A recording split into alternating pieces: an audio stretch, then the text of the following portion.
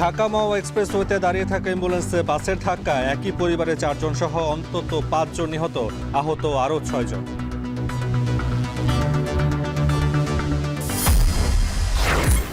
পাকিস্তানের আকাশ প্রতিরক্ষা ব্যবস্থা ধ্বংসের দাবি ভারতের, 25টি ড্রোন ভূপাতিত, বলছে ইসলামাবাদ। কাশ্মীর সীমান্তে গোলাগুলি, পালাচ্ছে বাসিন্দারা।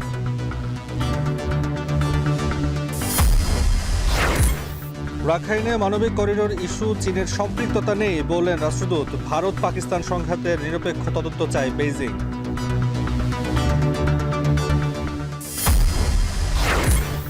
জাতীয় নিরাপত্তা রক্ষায় অংশীজনদের পরামর্শে দেশকে এগিয়ে নেওয়ার তাগিদ সেনাপ্রধানের। সমসাময়িক চ্যালেঞ্জ মোকাবেলায় কৌশলগত নেতৃত্বে জোর।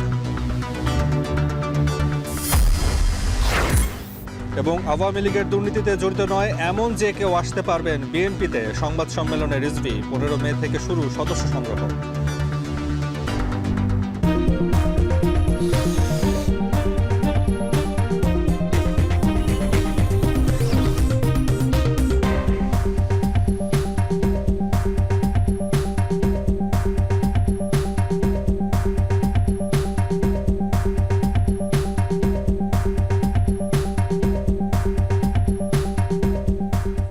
স্বাগত। এখন বিকেলে পুরো আয়োজন আপনাদের সঙ্গে আছি আমি তাসওয়ান নাফি। ঢাকা মাওয়া এক্সপ্রেসওয়েতে থেমে থাকা অ্যাম্বুলেন্সে বাসের ধাক্কায় একই পরিবারের 4 জন সহ 5 জন নিহত হয়েছেন। এই ঘটনায় আহত আরও বেশ কয়েকজন। দুপুর 12:30টার দিকে ঢাকা মাওয়া এক্সপ্রেসওয়ে নিমতুর এলাকায় এই দুর্ঘটনা ঘটে। নিহতরা হলেন মাদারীপুরের আব্দুস সামাদ ফকির, তার ছেলে বিল্লাহ ফকির, মেয়ে আফসানা ও অ্যাম্বুলেন্স চালক। তাৎক্ষণিকভাবে অপরজনের নাম পরিচয় জানা যায়নি। আহতরা জানান, মাদারীপুরের সদর উপজেলার মিঠাপুকুর এলাকায় বিল্লাল ফকিরের অন্তঃসত্ত্বা স্ত্রী সহ এক পরিবারের 10 জন ঢাকায় আসছিল। অ্যাম্বুলেন্সটি এক্সপ্রেসওয়ের নিমতলী এলাকায় আসার পর চাকা পাংচার হয়ে যায়। পরে রাস্তায় উপর দাঁড়িয়ে চাকা মেরামত শুরু করেন চালক। এ সময় কুষ্টিয়া থেকে ছেড়ে আসা গোল্ডেন লাইন পরিবহনের একটি বাস থেমে থাকে অ্যাম্বুলেন্সে ধাক্কা দেয়। এতে ঘটনাস্থলে মারা যায় একজন, আর আহতদের সবাইকে উদ্ধার করে হাসপাতালে আনা হলে মৃত্যু হয় আরও 4 জনের।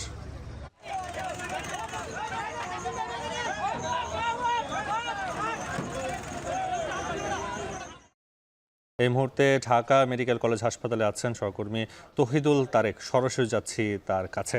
তারেক, আহত যারা হয়েছেন তাদের শারীরিক অবস্থা সম্পর্কে জানাবেন।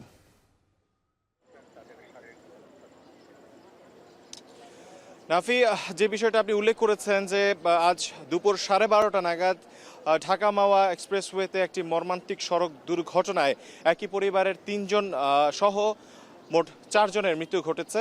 একই সাথে 6 জন আহত হয়েছে এই দুর্ঘটনায়। যে বিষয়টা আপনি জিজ্ঞেস করেছেন যে আহতদের অবস্থা, সেই সম্পর্কে আমরা কথা বলেছি ডাক্তারদের সাথে। আহতদের বেশিরভাগই এখানে প্রাথমিক চিকিৎসা নিয়ে হাসপাতাল ছেড়েছেন। তবে যে বাসটি আসলে অ্যাম্বুলেন্সটিকে ধাক্কা দিয়েছিল, সেই বাসের হেল্পার এবং সেই বাসের যে ড্রাইভার ছিল তারা আহত অবস্থায়, এবং আরও যে আসলে নিয়ে হাসপাতাল ছেড়েছেন। তবে যে বিষয়টা আমি একটু বলতে চাই যে 4 জন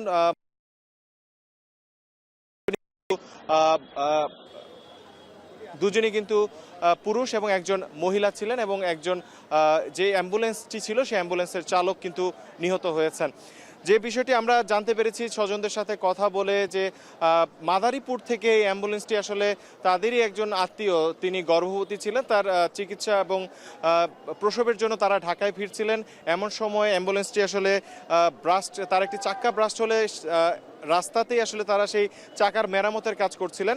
ঠিক এমন সময় পেছন থেকে আসা একটি দ্রুতগতির বাস তাদের সেই অ্যাম্বুলেন্সে ধাক্কা দেয়, এবং ঘটনাস্থলেই কিন্তু তখন 4 জনের মৃত্যু হয় এবং একই সাথে 6 জন সেখানে আহত হয়। আত্মীয়রা, স্বজনরা আমাদেরকে এই বিষয়টি জানিয়েছেন যে যিনি গর্ভবতী ছিলেন তিনি বেঁচে আছেন। তবে অন্য যারা যে স্বজনরা ছিলেন তাদের মধ্যে একই পরিবারের 3 জন, এবং অ্যাম্বুলেন্সের যে চালক ছিল সেই চালক কিন্তু সেখানেই ঘটনাস্থলে মৃত্যুবরণ করেন। এই ছিল আমার কাছে সর্বশেষ। তারেক যুক্ত ছিলেন ঢাকা মেডিকেল কলেজ হাসপাতাল থেকে।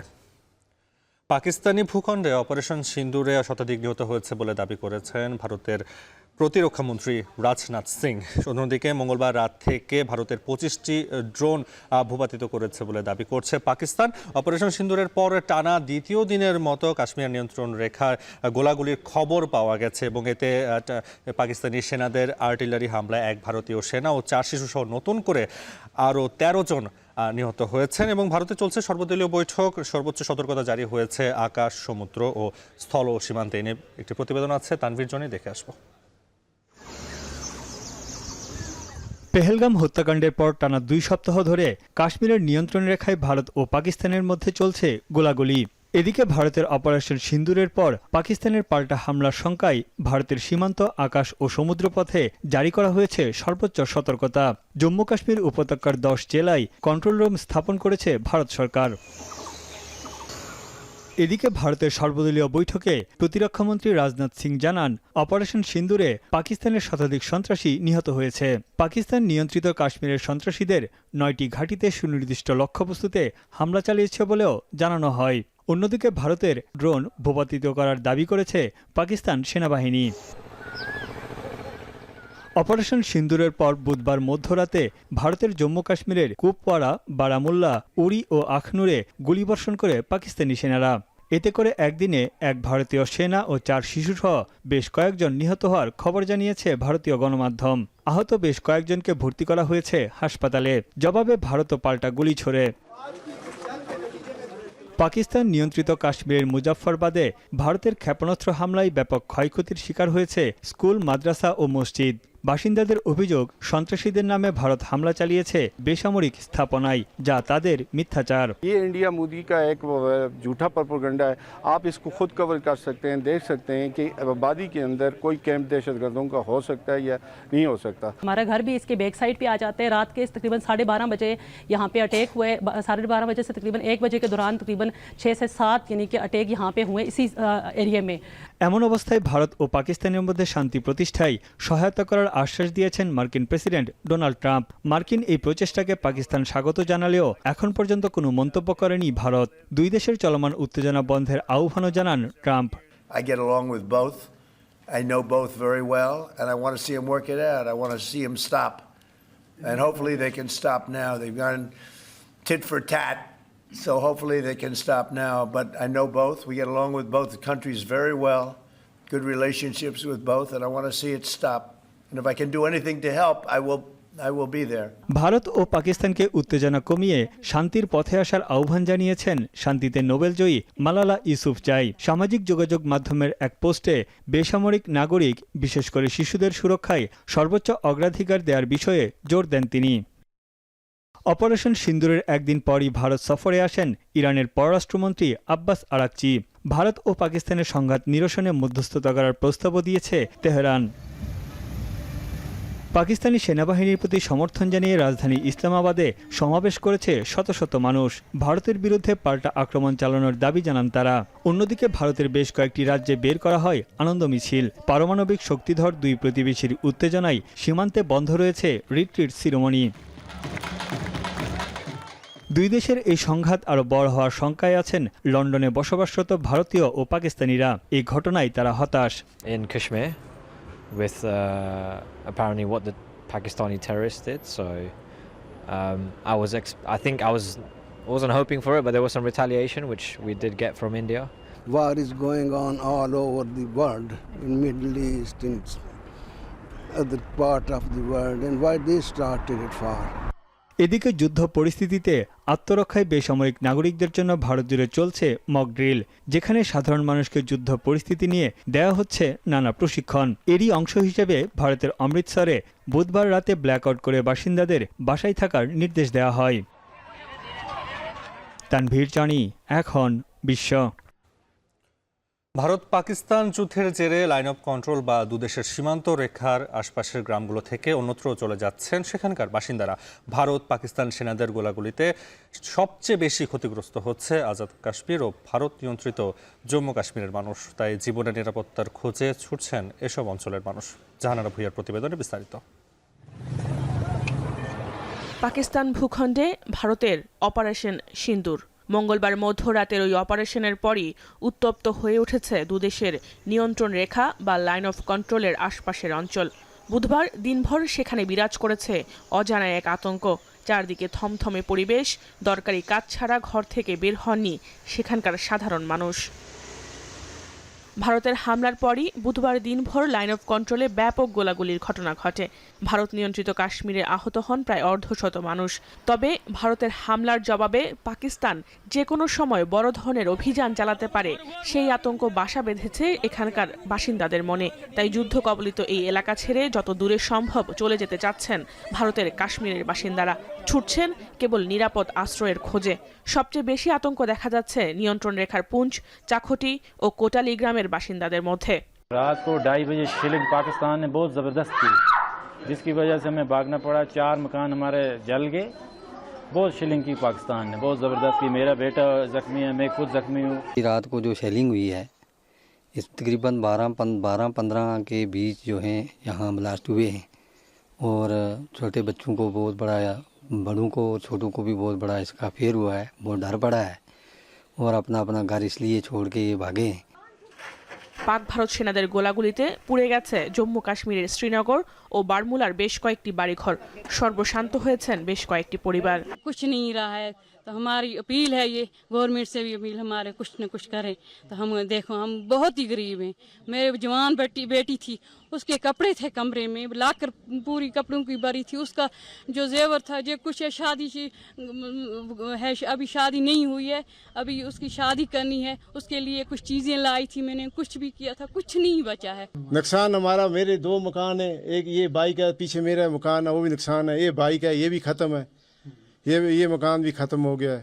2 और मकान हमारे जितने भी हैं वो ख़त्म हो गए हैं। मकान हमारे कुछ नहीं रहा है खाने पीने के लिए। যুদ্ধের ভয়াবহতা থেকে বাঁচতে কেবল এসব অঞ্চলের বাসিন্দারাই ছুটছেন তা নয়, পাকিস্তান ও ভারতের উত্তরাঞ্চলের আকাশ সীমা পরিহার করছেন বিভিন্ন দেশের বিমান চলাচলে। জাহানারা ভুঁইয়া, এখন বিশ্ব। কাশ্মীর ইস্যুতে বন্ধের পরপরই বাগডিহার বাঁধ খুলে দিতে বাধ্য হলো ভারত সরকার। তীব্র বৃষ্টির জেরে পানির উচ্চতা বাড়তে থাকায় ভাটি অঞ্চলে বন্যার উদ্বেগের মধ্যেই খুলে দেওয়া হয় বাঁধটি। জম্মু কাশ্মীরের চেনাব নদীর উপর বাঁধটির কৌশলগত অবস্থানের কারণে বন্যার শঙ্কায় পরিস্থিতি পর্যবেক্ষণ করছে প্রতিবেশী পাকিস্তান। বিস্তারিত জানাচ্ছেন নুসরাত কামাল। ভারত ও পাকিস্তানের অন্যতম প্রধান নদী চেনাব পাঞ্জাব অঞ্চলের বড় 5 নদীর একটি। হিমালয় পর্বতমালার উপরিভাগে ভারতের হিমাচল প্রদেশের লাহাউল উপত্যকায় উৎপত্তি চন্দ্র ও ভাগা নদীর। 2 নদীর উৎসমুখের সঙ্গমস্থল চেনাব, যেটি জম্মু কাশ্মীর থেকে পাঞ্জাব হয়ে প্রবেশ করে পাকিস্তানে।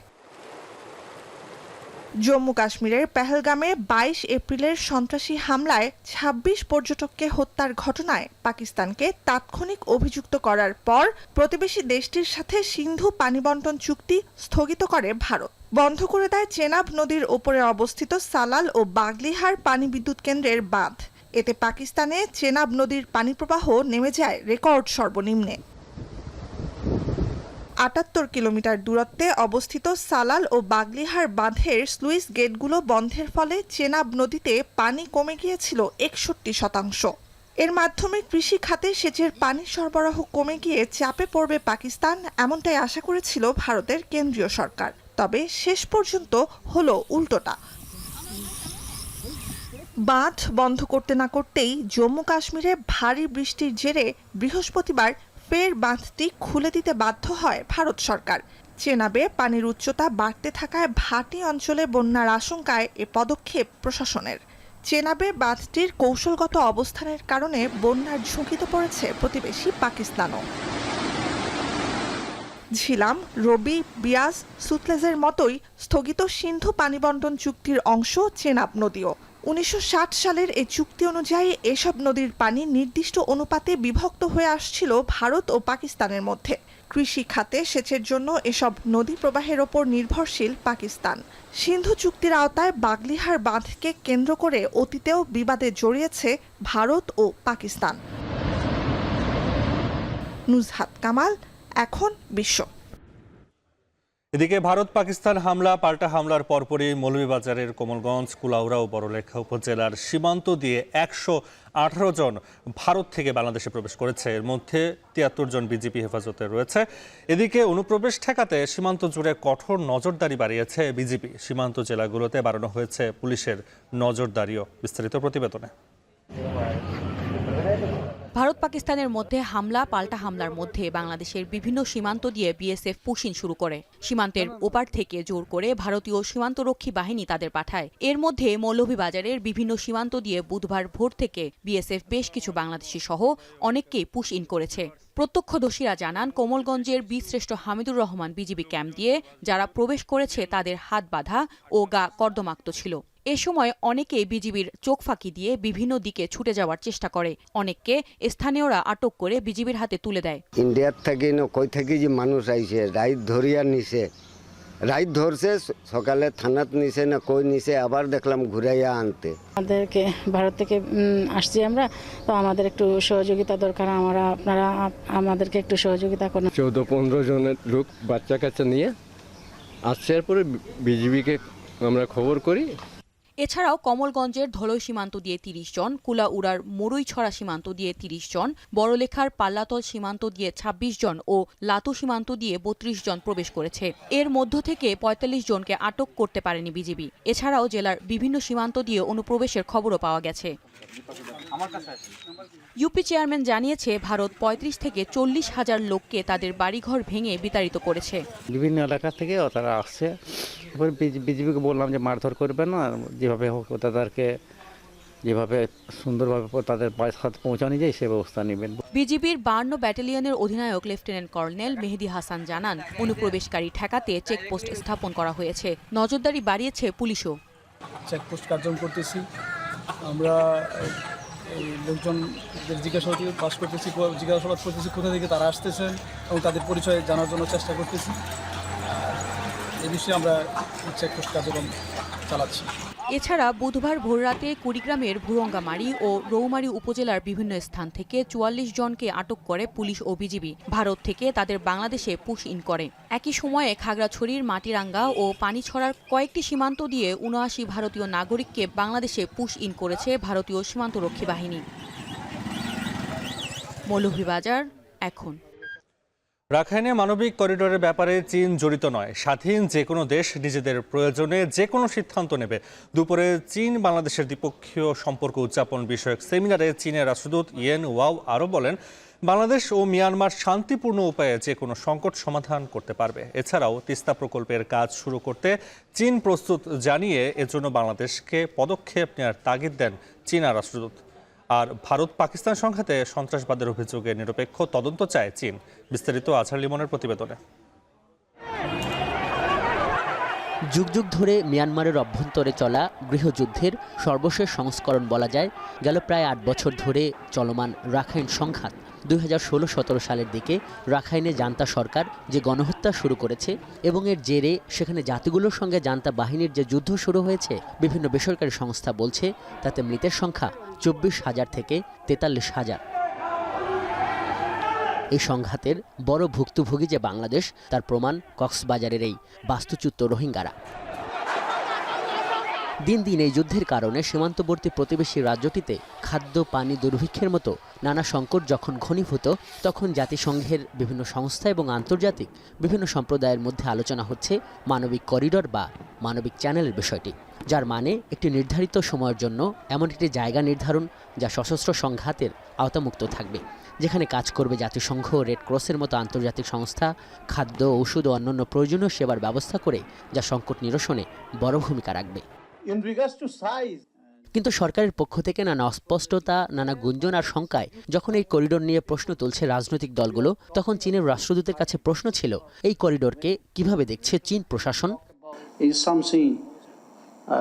Initiated by United Nations agencies to provide humanitarian supply to Rakhine states, to these affected people by the conflict. So I learned also Bangladesh, Myanmar, even some, the Arakan army was involved, but China is not involved in this matter. Bangladesh institute of international and strategic studies বিস আয়োজিত চীন বাংলাদেশ সম্পর্কের 50 বছর পূর্তির এই সেমিনারে চীনা রাষ্ট্রদূতকে তিস্তা চুক্তি নিয়েও প্রশ্ন করা হয়। তিনি বলেন, এই প্রকল্প যে কোনো সময় শুরু করতে প্রস্তুত তার দেশ, তবে কখন কিভাবে শুরু করা যাবে সেই সিদ্ধান্ত নিতে হবে বাংলাদেশকেই। China, we are ready. We are willing to offer our help. But now it is up to Bangladesh to make the decision whether you want to move forward. এই অনুষ্ঠানে ভারত পাকিস্তান যুদ্ধ ও এই অঞ্চলের প্রভাব নিয়েও কথা বলেন চীনা রাষ্ট্রদূত। তিনি বলেন, কাশ্মীরের পেহেলগামে সন্ত্রাসী হামলার নিরপেক্ষ তদন্ত চায় চীন। উত্তেজনা বাড়ে এমন যে কোনো ধরনের পদক্ষেপ দুই পক্ষকে এড়িয়ে চলতে হবে, যোগ করেন তিনি।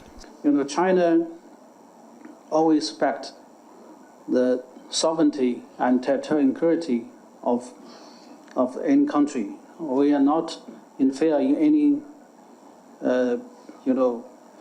internal affairs of any country. So we hope Bangladesh and Myanmar, you can properly solve the issue on the Rohingya through peaceful dialogue and to promote the process of repatriation.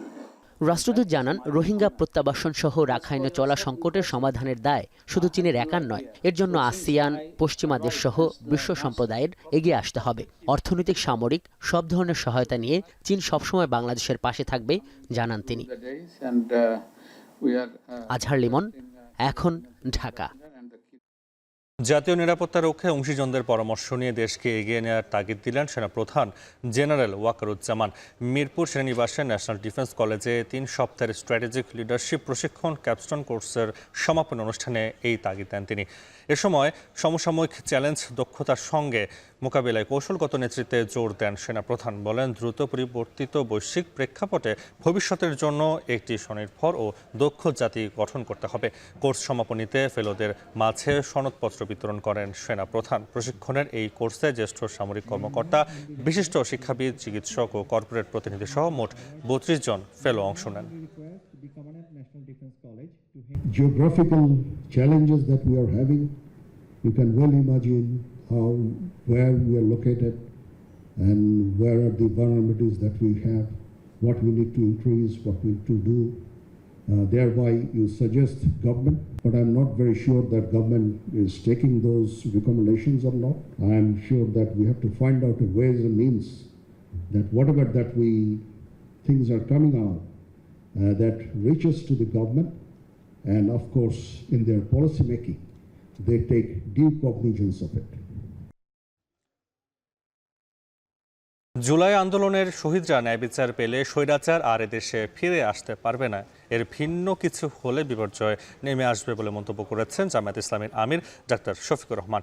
সকালে রাজধানীর আজিমপুর কবরস্থানে ব্যারিস্টার আব্দুর রাজ্জাকের কবর জিয়ারত শেষে এসব কথা বলেন তিনি। এ সময় তিনি আরও বলেন, আইনজীবীর আব্দুর রাজ্জাকের আদর্শ ধারণ করলে দেশের মানুষ সুবিচার পাবে, কিন্তু বর্তমানে আইনজীবীদের মধ্যে তা দেখা যায় না। ব্যারিস্টার আব্দুর রাজ্জাকের বিগত 16 বছরের সংগ্রামের কথা স্মরণ করে তিনি বলেন, আওয়ামী সরকারের হেনস্থা ও ষড়যন্ত্রের শিকার হয়ে ব্যারিস্টার আব্দুর রাজ্জাক দেশ ত্যাগ করতে বাধ্য হয়েছিলেন। এছাড়া কারারুদ্ধ জামায়াত নেতা এটিএম আজহারুল ইসলাম ন্যায় বিচার পাবেন এবং মুক্ত হয়ে দলের নেতৃত্ব দিবেন বলে আশাবাদ জানান ডাক্তার শফিকুর রহমান।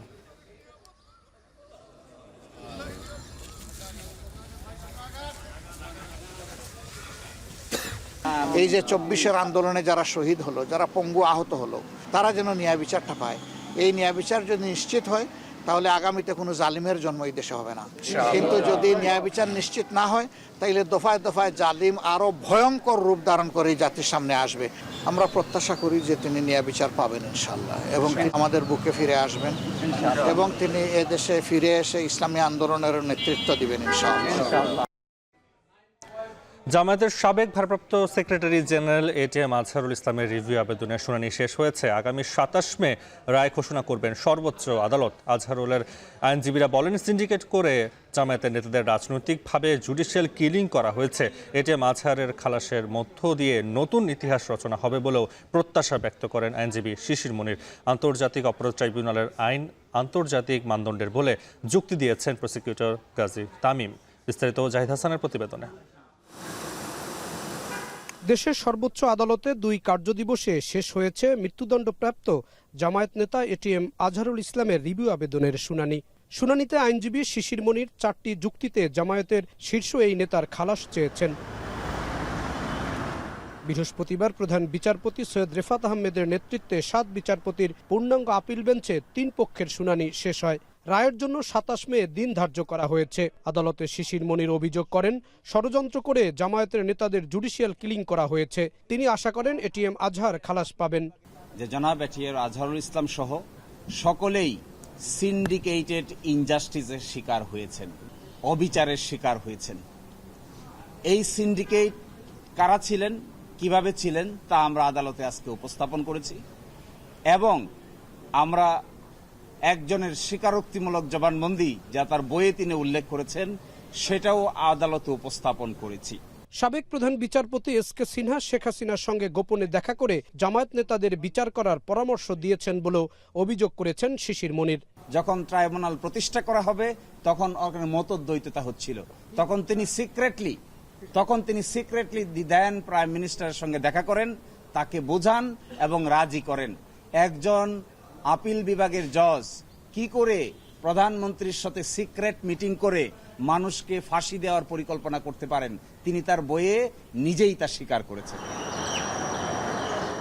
আন্তর্জাতিক অপরাধ ট্রাইব্যুনালের আইন ও কার্যপরিধি সবই আন্তর্জাতিক মানের।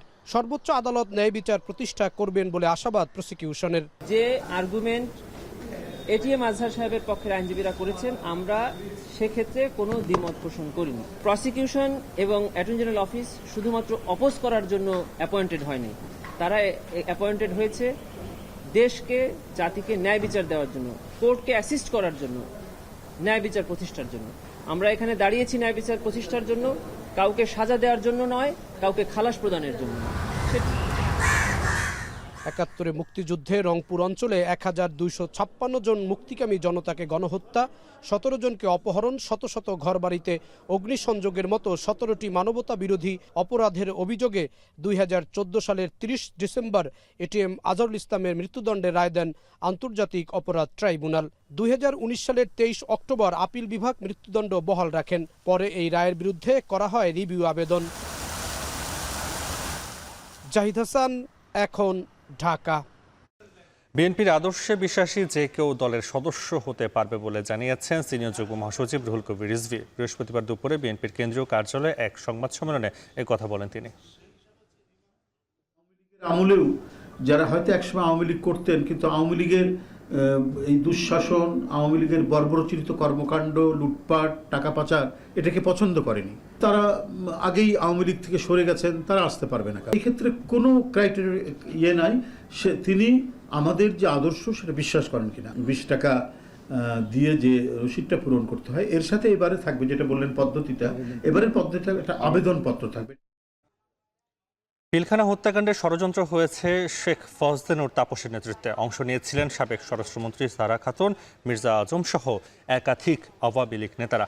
এমন তথ্য উঠেছে পিলখানা হত্যাকাণ্ড বিস্ফোরক মামলায় এক সাক্ষীর সাক্ষ্য গ্রহণে। একথা জানিয়েছেন রাষ্ট্রপক্ষের আইনজীবী। বিস্তারিত রাব্বি হোসেনের প্রতিবেদনে। রক্তাক্ত জুলাই গণঅভ্যুত্থানের পর বিগত 16 বছর ধরে ঘটে যাওয়া উল্লেখযোগ্য ঘটনার মূল রহস্য উন্মোচিত হচ্ছে একে একে। ছাত্র জনতার গণঅভ্যুত্থানের মুখে শেখ হাসিনা পালিয়ে যাওয়ার পর বের হতে থাকে পিলখানা হত্যাকাণ্ডের রোমহর্ষক তথ্য। 2009 সালের 25 ফেব্রুয়ারির পর থেকে তৎকালীন বিরোধী দলগুলো শুরু থেকেই এই হত্যাযজ্ঞের নেপথ্যে দায়ী করে আসছিলেন তৎকালীন ক্ষমতাসীন আওয়ামী লীগকে। যদিও বরাবরই সেই অভিযোগ নাকচ করে এসেছে শেখ হাসিনা ও তার দল আওয়ামী লীগ। বৃহস্পতিবার কেরানীগঞ্জ কেন্দ্রীয় কারাগারের অস্থায়ী আদালতে বিস্ফোরক আইনের মামলায় সাক্ষ্য দিতে আসেন ঘটনার দিন পিলখানার দরবার হলে উপস্থিত থাকা অবসরপ্রাপ্ত মেজর জাহিদি আহসান। সেদিন গুলিবিদ্ধ হয়েছিলেন তিনিও। রাষ্ট্রপক্ষ তার সাক্ষ্য নিতে শুরু করলে তিনি বর্ণনা করেন সেদিনের নৃশংসতার চিত্র। 3 ঘন্টার সাক্ষ্য গ্রহণ ও জেরায় উঠে এসেছে পিলখানা হত্যাকাণ্ড নিয়ে ভয়াবহ তথ্য। রাষ্ট্রপক্ষের আইনজীবী বলেন, ঘটনার প্রত্যক্ষদর্শী আদালতকে জানিয়েছেন বিডিআর হত্যাকাণ্ডের ষড়যন্ত্র হয়েছিল শেখ ফজলে-নূর তাপসের নেতৃত্বে। যে এই ঘটনার পিছনে একটা ষড়যন্ত্র হয়েছিল। ফজলে-নূর তাপস সাবেক সংসদ সদস্য, পরবর্তীতে মেয়র ঢাকা সিটি কর্পোরেশন, ওনার নেতৃত্বে একটা মিটিং হয়েছে। সেই মিটিংয়ে ছিলেন স্বরাষ্ট্রমন্ত্রী সাহারা খাতুন, দ্বিতীয় ছিলেন নানক জাহাঙ্গীর কবির নানক এমপি, তৃতীয় ছিলেন মির্জা আজম অত্যন্ত আলোচিত ব্যক্তি সংসদ সদস্য, মাহবুবারা গিনি নির্বাচিত এমপি। 25 ফেব্রুয়ারির আগে তাপসের নেতৃত্বে একটি গোপন মিটিংয়ে অংশ নিয়েছিলেন তৎকালীন স্বরাষ্ট্রমন্ত্রী সাহারা খাতুন, জাহাঙ্গীর কবির নানক, মির্জা আজম, মাহবুবারা গিনিসহ একাধিক আওয়ামী লীগ নেতা। মূলত সেদিনই সিদ্ধান্ত হয় পিলখানা হত্যাকাণ্ড চালিয়ে তৎকালীন বিডিআরের ডিজি হিসেবে অন্তর্বর্তী সময়ের জন্য দায়িত্ব নেবেন বেসামরিক ব্যক্তি ফজলে নূর তাপস। এমন তথ্য উঠে আসে সাক্ষ্য গ্রহণে। প্রধানমন্ত্রী শেখ হাসিনার সামরিক উপদেষ্টা ছিলেন, নিরাপত্তা উপদেষ্টা ছিলেন। সেই নিরাপত্তা উপদেষ্টার সাথে যোগাযোগ করেছেন, কথা বলেছেন, এবং অন্যান্য কর্তৃপক্ষ যারা ছিলেন প্রধানমন্ত্রীর সারাউন্ডিংয়ে তাদের বরাত দিয়ে যে সমস্ত তথ্য এসেছে, দেখা যায় যে সমগ্র হত্যাকাণ্ডের পিছনে ছিল সুপরিকল্পিত একটি স্কিম। সেই স্কিমে আউটকামটা, তাৎক্ষণিক আউটকামটা ছিল বিডিআর সদস্যদের থেকে যদি কোনো মহাপরিচালক বা ডাইরেক্টর জেনারেল নিয়োগ না হয় ততক্ষণ পর্যন্ত, বা ইভেন ওই দিনকার থেকে শুরু করে বিদ্রোহীদের একজনকে ডিএডি তৌহিদকে বিডিআরের ডিজি হিসাবে তারা নিয়োগ দিয়েছিলেন। এইটা একেবারেই অস্থায়ী, এই নিয়ে তাদের বিরোধ হয়। কিন্তু মূল স্কিম হিসাবে যেটা এসেছে, আপনার ফজলে নূর তাপস তিনি সংসদ সদস্য থাকার পাশাপাশি বিডিআরের ডাইরেক্টর জেনারেল বা মহাপরিচালক হিসাবে তিনি নিয়োগপ্রাপ্ত হবেন অনির্দিষ্টকালের জন্য। সাবেক এই সেনা কর্মকর্তা তার সাক্ষ্য দেওয়ার সময় বলেছেন, ঘটনার সময় তিনি নিজে ফোন করেছিলেন শেখ হাসিনার নিরাপত্তা উপদেষ্টা তারেক আহমেদ সিদ্দিকীকে। মেজর শাকিল আহমেদও শেখ হাসিনা ও তারেক সিদ্দিকীর সাহায্য চেয়েছিলেন, কিন্তু কেউই এগিয়ে আসেনি। এ সময় আসামিপক্ষের আইনজীবীরাও রাষ্ট্রপক্ষের দেয়া এমন তথ্যের পক্ষে কথা বলেন। রাফি হোসেন, এখন, ঢাকা। শুধু মৌখিকভাবে সতর্ক করে আবার অভিযান শেষ করল রাজউক। রাজধানী ধানমন্ডির 7 মসজিদ রোডের বিভিন্ন ভবনে অনিয়মের অভিযোগে অভিযান চালানো হয়। সেখানে বরাবরের মতোই নাজুক অগ্নি প্রতিরোধ ব্যবস্থা ও গ্যাস লাইনে সমস্যা সহ বিভিন্ন অনিয়ম পাওয়া যায়। সাজিদ আরাফাতের প্রতিবেদন। ধানমন্ডির 7 মসজিদ রোডের দুপাশ জুড়ে নামিদামি রেস্টুরেন্টের পসরা, বাইরে চাকচিক্য অথচ ভেতরে নানা অসঙ্গতি। এর বেশিরভাগেরই নেই পর্যাপ্ত অগ্নি নির্বাপক যন্ত্র ও অগ্নি নির্বাপন পথ। রেস্টুরেন্ট কর্মীদের মাঝে এ নিয়ে সচেতনতাও নেই। এমন বাস্তবতায় দুর্ঘটনা রোধে আন্তঃসংস্থার প্রতিনিধিদের সমন্বয়ে ঝুঁকিপূর্ণ বহুতল ভবন পরিদর্শন করে রাজউক। সঙ্গী fire service, Titas, DPDC, city corporation সহ বেশ কয়েকটি সেবা সংস্থার কর্মকর্তারা একে একে প্রতিতলায় রেস্টুরেন্টের নিরাপত্তা ব্যবস্থা পরিদর্শন করেন তারা। এ সময় গ্যাস লাইনের সমস্যা, নাজুক অগ্নি প্রতিরোধ ব্যবস্থা ও পর্যাপ্ত জরুরি নির্গমন রাস্তা না থাকায় ভবন কর্তৃপক্ষকে সতর্ক করেন তারা। পরিদর্শনে অংশ নিয়ে ফায়ার সার্ভিস জানায়, ভবনটিতে অগ্নি ঝুঁকি রয়েছে। ঝুঁকি এড়াতে বৈদ্যুতিক লাইন নিয়মিত যাচাই করার পরামর্শ তাদের। আমরা ইলেকট্রিক লাইন সহ যে সমস্ত জিনিস ব্যবহার করি, এই ব্যবহার লাইনগুলো মাঝে মাঝে ইঞ্জিনিয়ার দিয়ে চেক করতে হবে যে এগুলো আসলে ঠিক আছে কিনা। আমরা একবার প্রথম অবস্থায় যখন করি, পরবর্তীতে আগুন না লাগা পর্যন্ত বিদ্যুতের কেবল কেউ চেঞ্জ করে না। ভবন কর্তৃপক্ষ বলছে, নিয়ম বহির্ভূত বিষয়গুলো শিগগিরই সমাধান করা হবে। না, এর আগে আমাদের ফায়ার সেফটিতে যেগুলি নেওয়ার দরকার ছিল সেগুলি আমরা নিছি। এর পরবর্তীতে আরও যদি কিছু করার থাকে আমরা সেগুলিও নিব। তো আমরা শিখতেছি, এখন আমরা যে ইনস্ট্রাকশনগুলি দিবে আমরা এগুলি ফলো করব। পরিদর্শন শেষে কোনো রেস্টুরেন্টকে জরিমানা বা শাস্তি প্রদান না করে শুধু মৌখিকভাবে সতর্ক করা হয়। তাই স্বভাবতই প্রশ্ন থেকে যায়, শুধু সতর্ক করে দুর্ঘটনা রোধ কতটা সম্ভব? তবে কি একাধিক সংস্থার এই পরিদর্শন বা অভিযান কি শুধুই লোক দেখানো? মেসেজ হলো, আপনারা নিয়ম মেনে রেস্টুরেন্ট করেন, নিয়ম মেনে ব্যবসা করেন, মানুষের যাতে জীবনের ঝুঁকি না থাকে সেইভাবে কাজ করেন। এইটুকুই আমাদের। আর অন্য কিছু আমরা তো কাউকে এখানে কোনো ভাঙচুর করতে আসি নাই, কাউকে কোনো ব্যবসায়িক ক্ষতি করতে আসি নাই, কিন্তু আমরা আসছি একটা নিয়মের মধ্যে যেন সবাই থাকে, এটার জন্য আমরা একটা সময় দিয়ে যাচ্ছি, তাদেরকে নির্দিষ্ট টাইম দিয়ে যাব। যদি এই সময় ব্যত্যয় ঘটে আমরা কিচ্ছু করব না, আমরা বিদ্যুৎ সংযোগ বিচ্ছিন্ন করব। ভয়াবহ দুর্ঘটনার আগে টনক নড়ে না ভবন মালিক ও সংশ্লিষ্ট কর্তৃপক্ষের। দুর্ঘটনার পরই শুরু হয় নানা তোড়জোড় আর শাস্তির বিধান। তাই দুর্ঘটনার পরে নয়, আগে থেকেই কঠোর আইনের প্রয়োগই হতে পারে সমাধানের অন্যতম পথ। সাজিদ আরাফাত, এখন, ঢাকা। বরিশাল বিশ্ববিদ্যালয়ের উপাচার্যের অপসারণের দাবিতে ছাত্র শিক্ষক সংহতি সমাবেশ কর্মসূচি পালন করছে শিক্ষার্থীরা। এই আন্দোলনের সাথে একত্রতা পোষণ করে অংশগ্রহণ করেছে বিভিন্ন বিভাগের শিক্ষকরাও। সকাল 11টার দিকে বিশ্ববিদ্যালয়ের মূল ভবনের নিচতলায় অবস্থান কর্মসূচি পালন করেন তারা। পরে আন্দোলনে একাত্মতা জানিয়ে বিক্ষোভে অংশ নেন বিভিন্ন বিভাগের শিক্ষকরা বিশ্ববিদ্যালয় উপাচার্যের বিরুদ্ধে অভিযোগ করে জানান, বর্তমান উপাচার্যের কার্যকাল জুড়ে কোনো অবকাঠামোগত উন্নয়ন হয়নি, বরং নিয়ম ভঙ্গের অভিযোগে শিক্ষকদের বহিষ্কার করা হয়েছে। 24 থেকে 25 অর্থ বছরে পর্যাপ্ত বাজেট থাকা সত্ত্বেও উন্নয়ন বাস্তবায়ন করেননি উপাচার্য বলে অভিযোগ করেন শিক্ষকরা। শিক্ষার্থীরা জানান, তাদের বারবার দাবি জানিয়েও কোনো সুরাহা হয়নি। দ্রুত সময়ের মধ্যে উপাচার্যের অপসারণের দাবিতে অনড় অবস্থানে রয়েছে তারা। শেষ করছি এখন বিকেল, তার আগে শিরোনামগুলো আরও একবার। ঢাকা মাওয়া এক্সপ্রেসওয়েতে দাঁড়িয়ে থাকা অ্যাম্বুলেন্সে বাসের ধাক্কায় একই পরিবারের 4 জন সহ অন্তত 5 জন নিহত, আহত আরও 6 জন।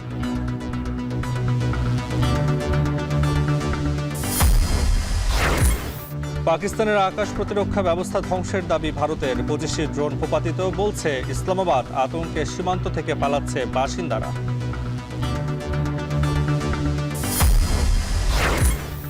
রাখাইনে মানবিক করিডোর ইস্যু চীনের সম্পৃক্ততা নেই বললেন রাষ্ট্রদূত। ভারত পাকিস্তান সংঘাতের নিরপেক্ষ তদন্ত চায় বেইজিং।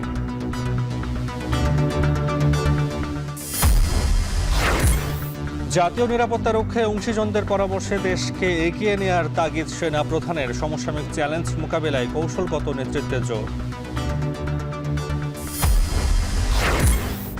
এবং বিদেশি অপারেটর দিয়ে বন্দর পরিচালনায় সার্বভৌমত্বের শঙ্কা উড়িয়ে দিলেন বিডার চেয়ারম্যান। নিউ মোরিং টার্মিনাল সহ বিভিন্ন প্রকল্প এলাকা পরিদর্শন। শেষ করব এখন বিকেল। এখন টেলিভিশন ওয়েবসাইটে দেখতে ভিজিট করুন এখন.tv। এছাড়া ফেসবুক দেখতে ভিজিট করুন facebook.com/tv.এখন। এবং ইউটিউবে দেখতে ভিজিট করুন youtube.com/এখন TV।